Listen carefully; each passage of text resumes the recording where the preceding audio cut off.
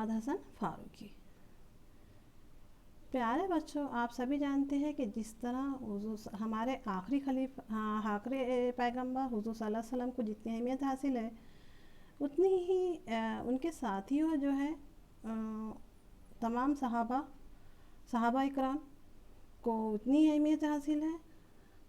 اور اسی طرح حضرت علی بھی ایک صحابیوں میں سے ایک تھے۔ حضرت علی مسلمانوں کے چوتھے خلیفہ تھے۔ پہلے ابو بکر صدیق، حضرت عمر فاروق، حضرت عثمان غنی اور چوتھے خلیفہ تھے حضرت علی۔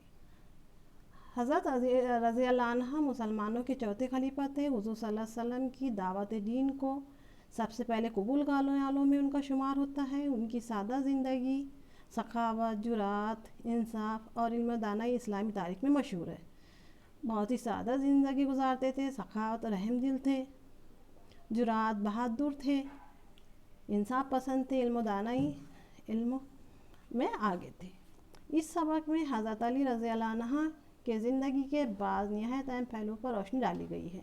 مصنف میں اس سبق میں ان کے زندگی پر، سیرت پر روشنی ڈالی ہے۔ جان پہچان دیکھیے بچوں۔ محمد حسن فاروقی 2 دسمبر 1941 کو یولا، مہاراشٹر میں پیدا ہوئے۔ مالیگاؤں میں درس و تدریس کے فرائض انجام دینے کے بعد مالیگاؤں میں استاد تھے وہ۔ اس کے بعد اب بھیونڈی میں رہائش پذیر، بھیونڈی میں وہ رہتے ہیں۔ وہ بال بھارتی اردو لسانی کمیٹی پونا کے فعال رکن تھے۔ بال بھارتی کے لیے وہ رکن بھی تھے، کام بھی کیا انہوں نے کمیٹی میں، اور ایک عرصہ تک تعلیم رسالے آموزگار اور کچھ عرصہ تک آموزگار جو رسالہ جرگاؤں سے نکلتا تھا اس کے وہ مدیر بھی تھے رہے۔ تعلیم موضوعات پر ان کے کئی مضامین شائع ہو چکے ہیں، انہوں نے مضامین لکھے ہیں۔ اسی طریقے سے ایک ہے ان کی کتاب تعلیم منظرنامہ اور دوسرا ہے میرے علم و ادبی رہنما، ان کی مشہور کتابیں ہیں۔ آئیے ہم سبق شروع کرتے ہیں۔ حضرت علی رضی اللہ عنہ ہمارے نبی حضرت محمد صلی اللہ علیہ وسلم کے چچا زاد بھائی تھے۔ آپ سبھی جانتے ہیں، ہم جانتے ہیں کہ یہ ان کے حضرت حضور صلی اللہ علیہ وسلم کے چچا زاد بھائی تھے، چچا ابو طالب کے بیٹے تھے اور ان کے چچیرے بھائی۔ ان کے والد ابو طالب کا شمار مکہ کے ذی اثر لوگوں میں ہوتا ہے۔ ذی اثر ایسے لوگ، اثر انداز ہونے والے، ایسے لوگوں میں یہ شامل تھے۔ بچپن ہی سے حضرت علی رضی اللہ عنہ حضور کی تربیت میں رہے ہیں۔ چونکہ چھوٹے تھے، بھائی تھے ان کے، چچا کے بیٹے تھے، اس لیے تربیت کی ذمہ داری حضور صلی اللہ علیہ وسلم نے اپنے سپرد لی تھی۔ بچوں میں سب سے پہلے ایمان لانے کی شہادت حضرت علی رضی اللہ عنہ نے حاصل کی، اور جن بچوں نے ایمان لایا سب سے پہلے ان میں یہ شامل تھے۔ اس وقت ان کی عمر مشکل سے 8-10 برس کی تھی اور بہت کم عمر کے یہ تھے، چھوٹے تھے، 8-10 برس کے۔ ایک مرتبہ کا ذکر ہے کہ قریش مکہ نے حضرت محمد صلی اللہ علیہ وسلم کو رات کے وقت قتل کر دینے کی سازش کی۔ قریش مکہ جو تھے اسلام کے دشمن تھے اور وہ حضور صلی اللہ علیہ وسلم کو قتل کرنا چاہتے تھے۔ اسی سازش کے تحت انہوں نے سازش کی حضور صلی اللہ علیہ وسلم کو قتل کرنے کی۔ آپ صلی اللہ علیہ وسلم کو اس سازش کا علم ہو گیا، خدا کے غیب سے، خدا کے حکم سے حضور صلی اللہ علیہ وسلم کو یہ بات پتہ چل گئی۔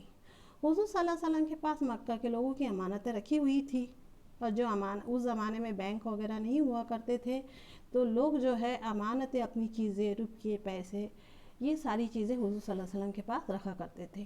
تو حضور صلی اللہ علیہ وسلم نے یہ ساری چیزیں اپنے بھائی حضرت علی کو دے دی۔ آپ صلی اللہ علیہ وسلم نے جاتے وقت حضرت علی کو ہدایت کی کہ وہ مکہ والوں کو ان کی امانتیں لوٹا کر مدینہ آ جائے، اور حضور صلی اللہ علیہ وسلم نے اپنے چچا زاد بھائی حضرت علی کو وہ تمام امانتیں دے دی اور کہا کہ لوگوں کو ان کو امانتیں لوٹا دے اور وہ بھی مدینہ آ جائے۔ اس رات حضرت علی رضی اللہ عنہ حضور کے بستر پر بے خوف گہری نیند سو گئے، اور حضرت علی ان کے بستر پہ، حضور صلی اللہ علیہ وسلم کے بستر پہ سو گئے۔ قریش مکہ نے جب آپ صلی اللہ علیہ وسلم کے بستر پر حضرت علی کو پایا تو انہیں سخت مایوس ہوئی، چونکہ حضور صلی اللہ علیہ وسلم کو قتل کرنے کے ارادے سے وہ لوگ آئے تھے۔ جب انہوں نے حضور صلی اللہ علیہ وسلم کو نہ پایا، حضرت علی کو پایا، تو انہیں سخت مایوسی ہوئی۔ وہ غصے میں لوٹ گئے اور وہ واپس ہو گئے، کیونکہ وہ اپنی سازش میں ناکام ہو گئے۔ بعد میں حضرت علی رضی اللہ عنہ نے لوگوں کی امانتیں لوٹائی اور مدینہ ہجرت کی۔ ہجرت کے دوسرے سال اللہ کے رسول صلی اللہ علیہ وسلم نے اپنی بیٹی بی بی فاطمہ کا نکاح حضرت علی سے کر دیا، اور حضرت علی جب مکہ سے مدینہ گئے ہجرت کی تو اس کے 2 سال کے بعد حضور صلی اللہ علیہ وسلم نے اپنے بیٹی کا نکاح اپنے چچا زاد بھائی سے کر دیا۔ اس طرح وہ رشتے میں حضرت علی حضور صلی اللہ علیہ وسلم کے داماد بھی تھے۔ حضرت علی رضی اللہ عنہ نے بچپن ہی میں لکھنا پڑھنا سیکھ لیا تھا۔ رسول اکرم صلی اللہ علیہ وسلم کی جانب سے جو خطوط روانہ کیے جاتے تھے انہیں اکثر حضرت علی رضی اللہ عنہ لکھا کرتے تھے۔ چونکہ ہم لوگ جانتے ہیں، آپ لوگ جانتے ہیں کہ حضور صلی اللہ علیہ وسلم لکھنا پڑھنا نہیں جانتے تھے، اور ان کی طرف سے جو بھی خطوط وغیرہ لکھے جاتے تھے حضرت علی لکھا کرتے تھے۔ انہیں تقریر و کتابت کا خدادان ملکہ حاصل تھا۔ تقریر بہت ہی وہ تقریر میں انہیں کمالیت حاصل تھی، کتابت بہت اچھے طریقے سے کرتے تھے، خدا کا انہیں علم و فضل حاصل تھا۔ حضرت علی رضی اللہ عنہ میں بہت سی خوبیاں تھیں، ان کی بہادری اور جنگی صلاحیت سے ہر خاص و عام واقف تھا۔ بہادر تھے، جنگی صلاحیت ان میں تھی، وہ ہر جنگ میں آگے رہتے تھے۔ خیبر کی جنگ میں انہوں نے بے مثال شجاعت کا مظاہرہ کیا، اور خیبر کی جنگ میں انہی کی وجہ سے فتح حاصل ہوئی، جس کی وجہ سے خیبر کا قلعہ فتح ہوا۔ حضرت علی رضی اللہ عنہ صاحب الرائے تھے، وہ صحیح رائے دیتے تھے، کوئی تنازع پڑتا تو ایسا فیصلہ کرتے کہ لوگ دنگ رہ جاتے، چاہے کوئی بھی مسائل ہو کیسا بھی ہو، فیصلہ ایسا کرتے کہ لوگ حیرت میں پڑ جاتے تھے، کتنا بھی پیچیدہ مسئلہ کیوں نہ ہو۔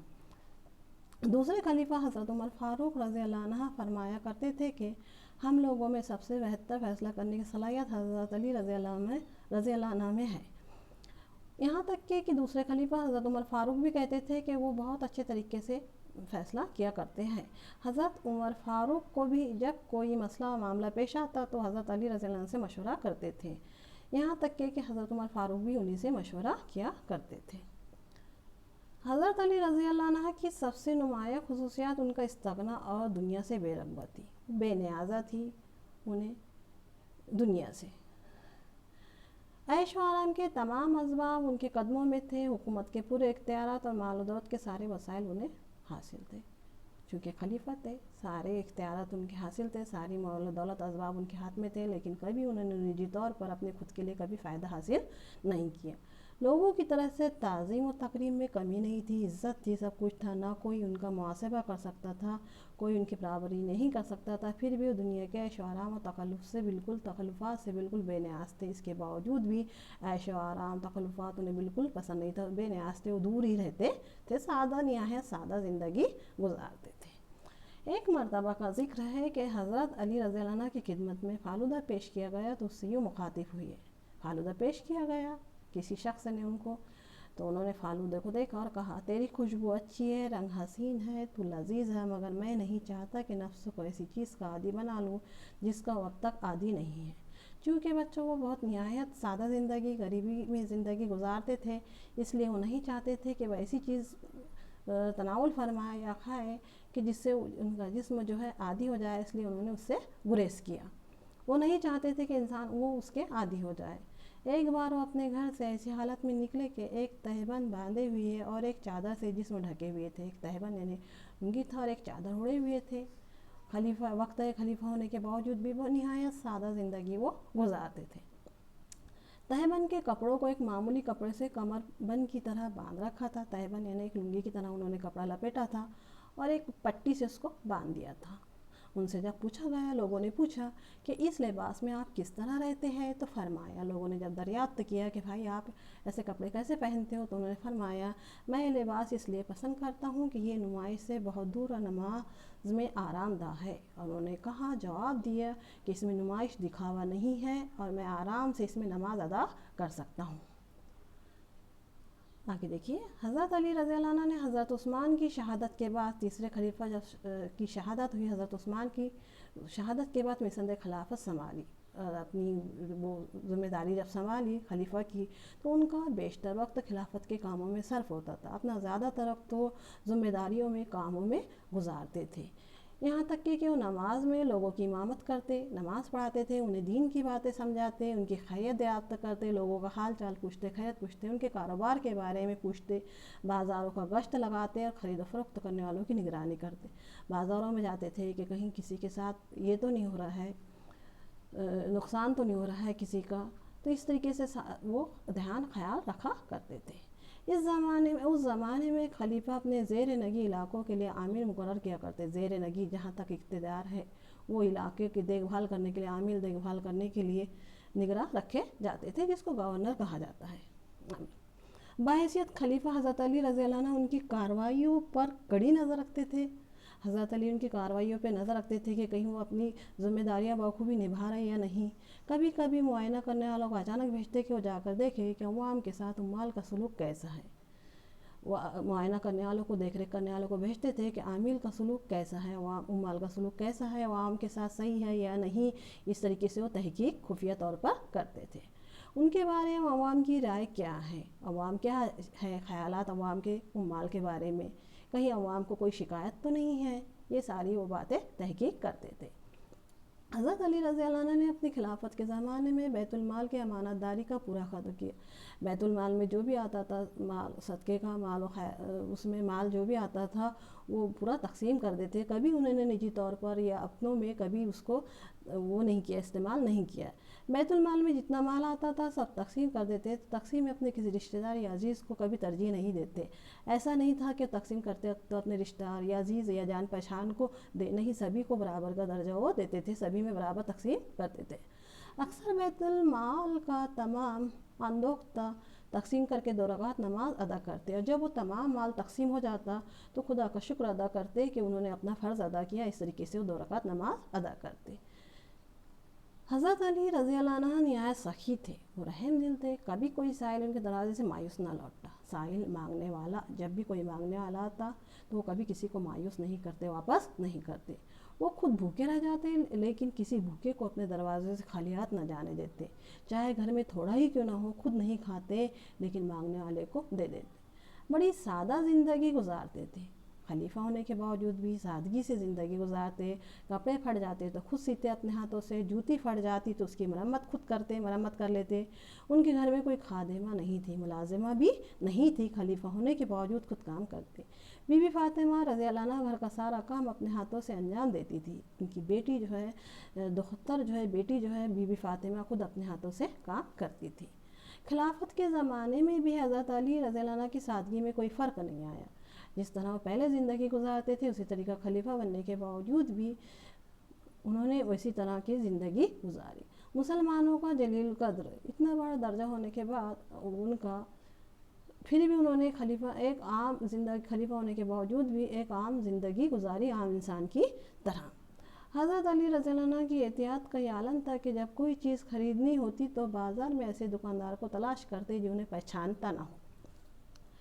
ان کا معمول یہ تھا کہ جب کبھی وہ بازار جاتے یا کوئی چیز خریدنی ہوتی تو ایسے شخصوں کو تلاش کرتے جو انہیں پہچانتا نہ ہو اور اسی سے سودا لیتے۔ انہیں یہ بات پسند نہیں تھی کہ کوئی دکاندار ان کے امیر المومنین ہونے کی وجہ سے سودے میں انہیں رعایت دے، کیونکہ وہ نہیں چاہتے تھے کہ خلیفہ ہونے کی وجہ سے کوئی شخص انہیں سودے میں چھوٹ دے۔ وہ نہیں چاہتے تھے کہ کسی کا نقصان ہو۔ ایک دفعہ کپڑا خریدنے نکلے، ان کا غلام قنبر ساتھ تھا۔ ایک دفعہ کا ذکر ہے، وہ کچھ کپڑا خریدنے گئے، ان کے ساتھ ان کا غلام بھی تھا۔ انہوں نے 2 موٹی موٹی چادریں خریدی، پھر قنبر سے کہنے لگے ان میں سے جو تمہیں پسند ہو لے لو۔ ایک چادر اس نے لی اور دوسری حضرت علی رضی اللہ عنہ نے اوڑھ لی۔ 2 چادریں لی اور ایک غلام کو دے دی اور ایک کفن نے اوڑھ لی۔ خلیفہ کا اپنے غلام کے ساتھ یہ حسن سلوک دیکھ کر لوگ دنگ رہ گئے۔ وہاں جو موجود تھے لوگ بڑے دنگ رہ گئے کہ جس طرح اپنے لیے پسند کیا وہی انہوں نے اپنے غلام کو بھی دیا۔ ایک دفعہ حضرت علی کی کھوئی ہوئی زیرہ ایک یہودی کو مل گئی۔ ایک دفعہ کا ذکر ہے، حضرت علی کی زیرہ کھو گئی تھی، حضرت علی رضی اللہ عنہ کی، تو وہ زیرہ جو ہے، یہ جو جنگ میں پہنی جاتی ہے اپنی احتیاط برتنے کے لیے کہ کوئی زخم وغیرہ نہ لگے، اس کو زیرہ کہتے ہیں۔ تو وہ ان کی جب گم ہو گئی تھی تو ایک یہودی کو مل گئی۔ وہ زیرہ کو اپنی ملکیت بتانے لگا اور وہ شخص جو تھا یہودی وہ کہنے لگا کہ اسی کی زیرہ ہے۔ حضرت علی رضی اللہ عنہ کو زیرہ واپس کرنے سے انکار کر دیا اس نے۔ خلیفہ ہونے کے باوجود حضرت علی